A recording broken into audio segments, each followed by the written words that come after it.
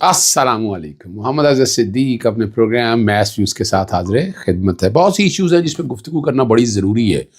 اور آپ جی ایک بات بڑی سامنے آ گئی کہ نواز شریف اور شہباز شریف یا یہاں طاقتور دو گروپ تو سامنے ہیں اور یہ ہیں دونوں اسٹیبلشمنٹ کے ساتھ. چلے اس پہ تفصیلی بات کریں گے. ملٹری کورٹس میں بہت عام سوال ہو گیا. میں نہیں دیکھ رہا کہ یہ جو ملٹری کورٹوں کے ٹرائل سسٹین ہو سکیں گے اور وجوہات کیا ہیں میں وہ بھی آپ کے سامنے رکھ دیتا ہوں تاکہ آپ کو اندازہ ہو جائے. جیلوں میں گنجائش تباہ و بربادی کر دی ہے صرف پولیٹیکل وکٹمائزیشن میں. اور اس میں chief justice Peshawar high court نے کیا کچھ کہا ہے وہ دیکھنا. اور آسان نیازی کیس میں جو سیاسی باتیں ہیں یا باقی گفتگو ہو رہی ہے کیا یہ اور حفیظ اللہ نیازی نے چہرہ دکھا دیا. یعنی اب انہیں حفیظ اللہ نیازی سب کو احساس ہو گیا نا مریم صفدر کے بارے میں یا باقی لوگوں کے بارے میں جن کو بہت وہ سپورٹ کرتے رہے. سب سے پہلی بات جو ہے طاقتور گروپ کون ہے اس میں تو کوئی شک نہیں ہے. شہباز شریف، خواجہ آصف، مریم صفدر جو اس وقت یہ والا گروپ ہے یہ اسٹیبلشمنٹ کا فرنٹ لائنر ہے.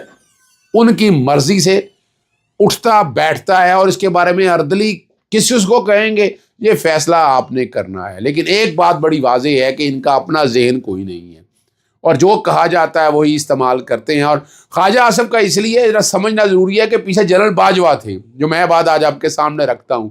خواجہ آصف آج اتنا امپورٹنٹ کیوں ہے؟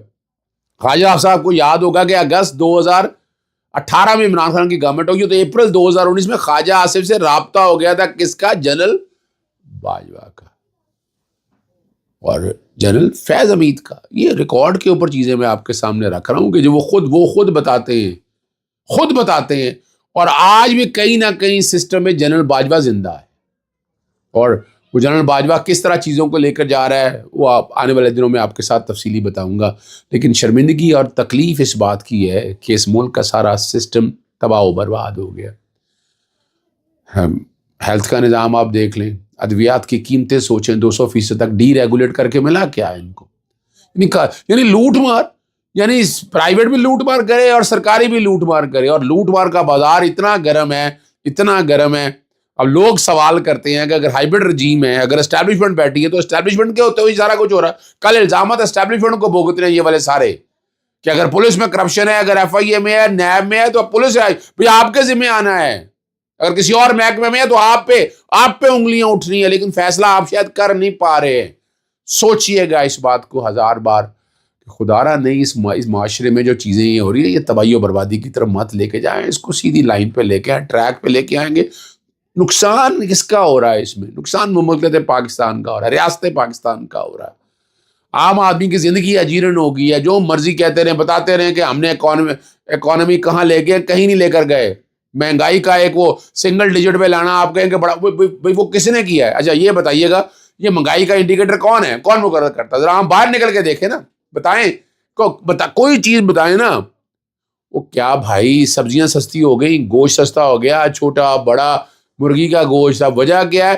وہ مارکیٹ میں جب آپ بیس ہی آپ کی بڑی ہے، جب ٹرانسپورٹ کاسٹ بڑی ہے، آپ کی پروڈکشن کاسٹ، بجلی مہنگی ہے آپ کی، گیس مہنگی ہے آپ کی، تو اس سے کیسے کہتے ہیں آپ نیچے لے آئیں گے؟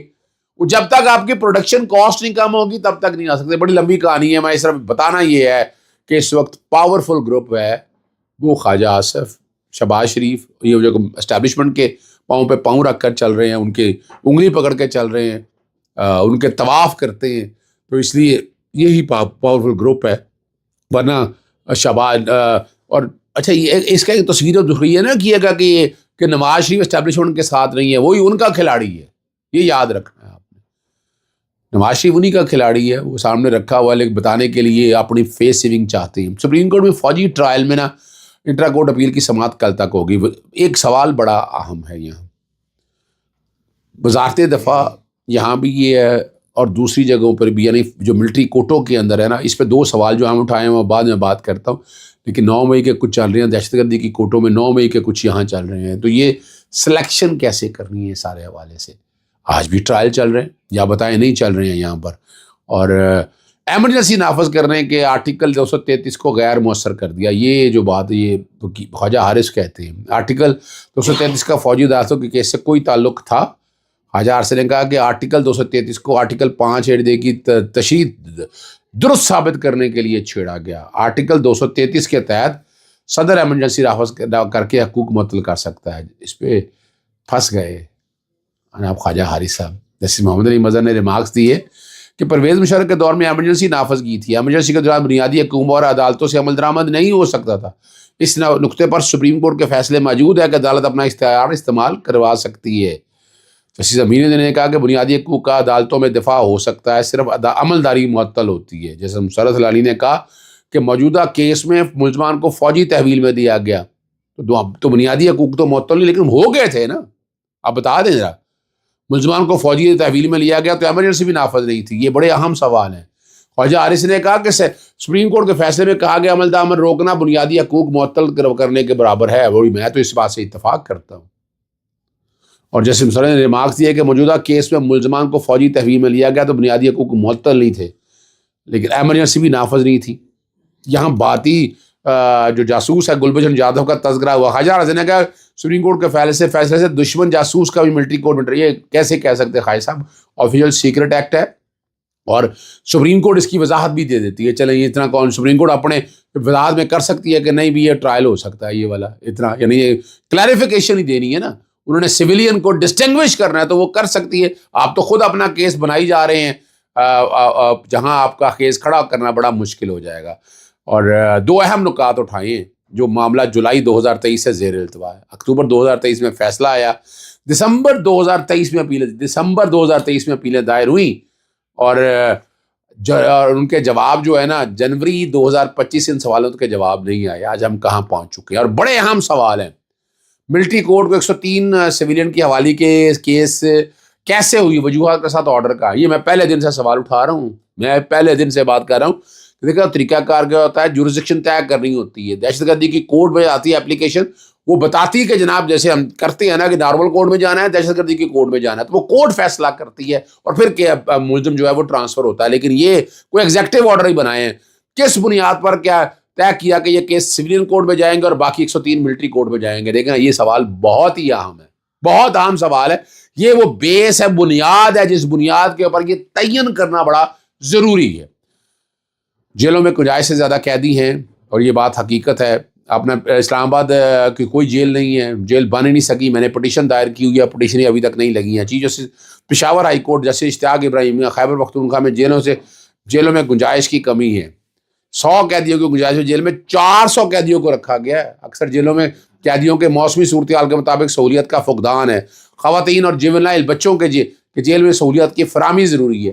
اور 2007 میں خود ایک جیل میں رہا ہوں، جیسے میں لائرز موومنٹ کی بات وہ بتا رہے ہیں، لائرز موومنٹ میں ہم بھی رہے ہیں اور ہم سارا کچھ جیل کی آج بہت برا حال ہے. عمران خان کے ساتھ بہت زیادتی کی جا رہی ہے، بنیادی سہولیات نہیں دی جا رہی. عمران خان کو قید کے اندر رکھا جاتا ہے. اس وقت تو یار سزا یافتہ قیدی نہیں ہے، وہ انڈر ٹرائل پرزنر ہیں. اس وقت سزا یافتہ قیدی جتنے بھی ہیں یا تو بریت ہو گئی ہے یا سزا معطلی ہو چکی ہوئی ہے.